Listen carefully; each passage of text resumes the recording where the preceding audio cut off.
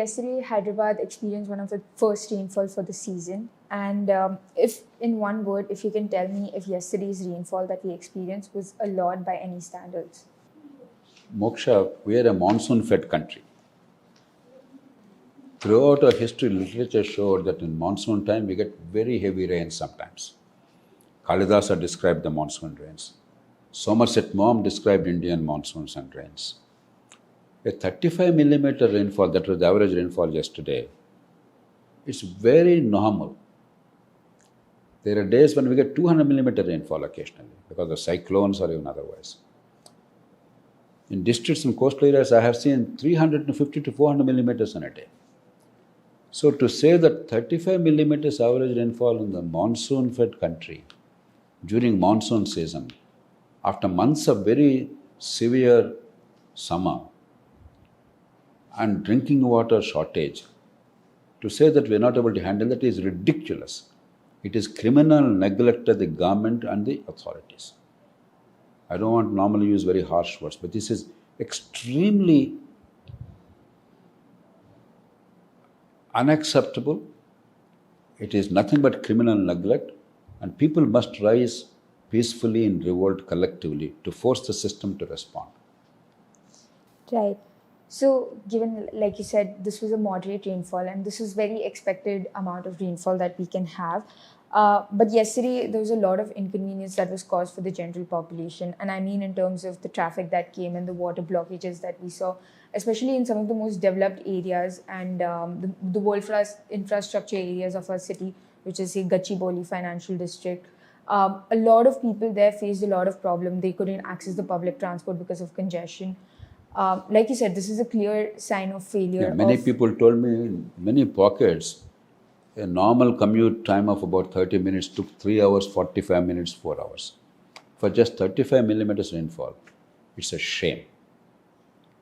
The people who are responsible for that, those authorities responsible, must hang their heads in shame, apologize humbly to the public, and immediately take corrective action in the short term and in the long term. They can't simply get away with this kind of absurd functioning. Then why do you think a city as big as Hyderabad and a city so important to the state is not able to manage something as basic as rainfall for a day? At the bureaucratic level, absolute apathy, lack of accountability, and focus on expenditure, not outcomes. Even when a project is done, it's done very badly. There's no quality control, there's no monitoring. I'll give you 2 examples. Stormwater drainage, it works only when there's a proper full flow across the whole cross length. 90% is very well done, but there are 2 bottlenecks, that's enough to cause flooding.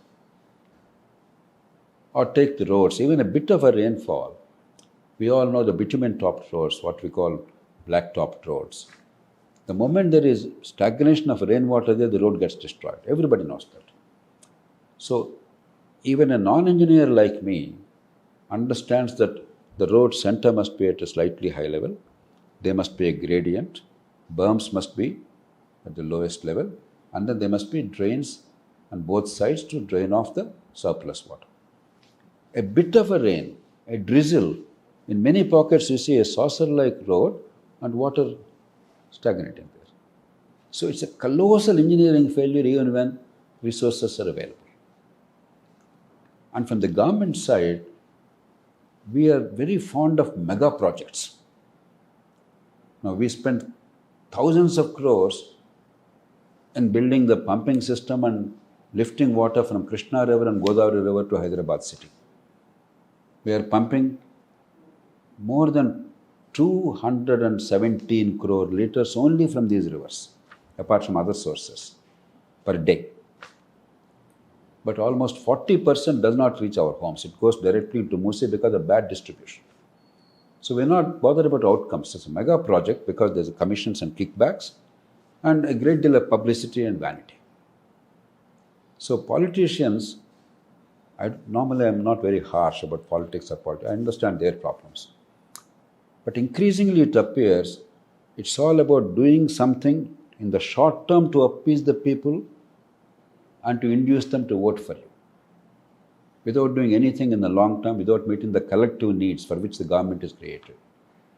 And of course, because they have jacked up the election expenditure phenomenally, vote, money distribution, etc., rake in as much money as you have possible by commissions and rent seeking. These are the only two purposes of politics increasingly. Now, obviously, people pay a price. But people of Hyderabad should not tolerate, because 70% of income to the Telangana government is coming from Hyderabad City. More than 1 lakh crores is collected as taxes by the state government alone from Hyderabad City. And Hyderabad City creates about more than 10 lakh crores of wealth annually. And if Hyderabad is kept quiet because they're paying and they're suffering, that's not acceptable. Therefore, collectively, we must raise our voice, because it's a very low cost operation. We have many things in place. We just have to improve the water distribution. We just make sure that whatever stormwater drainage problems are there, we must fix them. There are programs, for instance, 165 millimeters of rainfall in a few hours. Hyderabad is supposed to handle that. That's the kind of stormwater drainage system on paper exists. 1/5 of it, 35 millimeters, the city was paralyzed. So these are very easy problems. If they are not done, I don't understand why there is government, why there is administration. All the organizations, institutions, parastatals, they're all meant to make this happen, to perform our collective functions, to take care of the infrastructure, fulfill our collective needs. So it's unacceptable that the government and bureaucracy are so criminally neglectful and incompetent. It's unacceptable that we keep quiet. We can't simply do chest thumping and breast beating for a day or two when there's a news cycle. We must build pressure constructively with knowledge and collectively and make the system work for us. Right.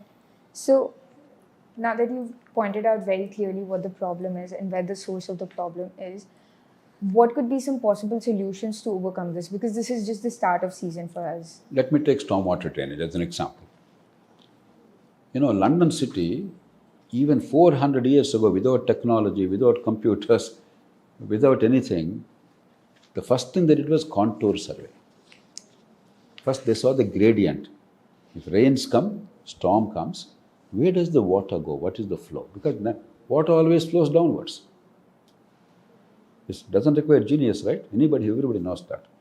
So if you understand the contours and build the infrastructure, your water supply lines, your stormwater drainage, your sewerage, along the contours, then it works. Supposing the gradient is like this, but you build something across or against, it doesn't work. With today's technology of GPS and other things, we can do in a jiffy, in just a few weeks, at a very low cost, we can get contour survey. So at least future, all infrastructure and new colonies and housing complexes, other things, make sure that they follow the gradient so that you're not caught napping and saying, my God, I gave permission, constructions have come up, now it's inundated. That's for the future. What about the past? As I said, 165 millimeters rainfall the city should take easily. That is the idea. So identify the bottlenecks and immediately correct them for this season, because you can't now build infrastructure overnight to improve it. But even if 90% of the stormwater drains are okay, if 5%, 3% there are some bottlenecks, they are enough to cause flooding and dislocation. That's the easy part. Long term, in 4 years' time, there are something like 5,900 crores worth of plan and projects available to improve the stormwater drainage so that no matter what the rainfall is, city is safe. Start executing it immediately. Allocate resources. When you're spending 3 lakh crores a year, almost 1,000 crores, 900 crore rupees a day, Telangana government is spending. 888 crores. Can't you allocate annually about 2 days, 3 days expenditure and finish off in 3 years and make sure the city is safe from heavy rainfall? Everything is available, and Hyderabad is not a coastal city where in coastal cities what happens when there's a high tide. Supposing high rainfall or a cyclone coincides with high tide, the sea does not allow the water to enter. There are drainage problems. We don't have such problems. We have beautiful undulating landscape. Musi is in a valley relatively. From Musi it goes comfortably to Krishna River. So this is entirely man-made problem. Similarly, drinking water. We already are pumping enormous amount of water. There is no other city on earth which has the advantages of Hyderabad. Two mighty rivers flanking the city on both sides. And we're pumping water. Successive governments built projects. Right from 2004 onwards. There was Krishna Phase 1, then Krishna Phase 2. I myself took the initiative as a legislator. I made it happen. Then Krishna Phase 3 came up. Then the TRS, BRS government took up Godavari project. So enormous water we're pumping. So water availability is not a problem. Distribution is a problem. All it takes is, and we all know distribution network, where the leaks are. It costs about 3,000-4,000 crores to ensure that the water reaches our homes, not goes into Musi River. About 40% of the water pumped to Hyderabad is not reaching our homes. There is not a colony in Hyderabad city which is not starved of water, even today. This whole summer we all suffered. Having plentiful water pumped to Hyderabad city. So, low-hanging fruit, easy solutions. Traffic, we have metro, underutilized because we're not able to increase frequency adequately. There's no link between RTC, metro, MMTS. Bring them under single authority. Increase the city buses. At least another 3,000 buses are required. Actually, while traffic is increasing in buses, number of buses is declining. It doesn't require genius to understand that. Electric buses you bring. A single authority have complete coordination, single ticket, and ensure with this technology, like Lyft or something else, you create a framework in which digitally you can actually book the first and last mile connectivity as well as public transport. Seamless transport. And footpaths at least 1,000 kilometers, because we don't have many wide roads, only the main roads about 1,000 kilometers, have decent footpaths there. All this will cost about 7,000 crores over a period of 3-4 years. So, common sense. Don't spend money without any benefit. Spend money where the maximum benefit is.